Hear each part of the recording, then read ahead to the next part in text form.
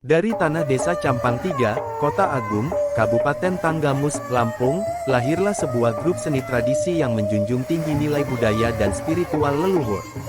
Kuda Kepang, Kuda Lumping, Tunas Mekar Sabar Narimo, bukan sekadar kelompok pertunjukan, melainkan wadah pelestarian jati diri budaya Jawa yang tumbuh dan berakar kuat di tanah Lampung.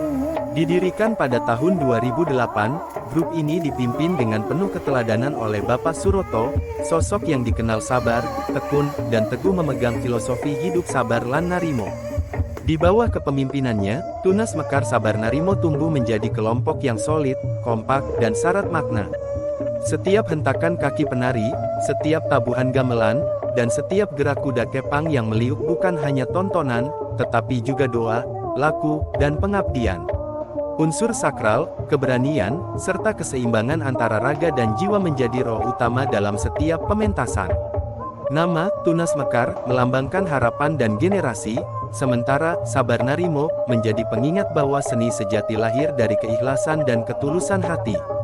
Hingga kini, grup ini terus berburu panggung, menyapa masyarakat dari desa ke desa, membawa pesan bahwa seni tradisi akan tetap hidup selama masih dijaga dengan rasa hormat dan cinta. Tunas Mekar Sabar Narimo, warisan budaya, laku kehidupan, dan semangat kebersamaan yang tak lekang oleh waktu.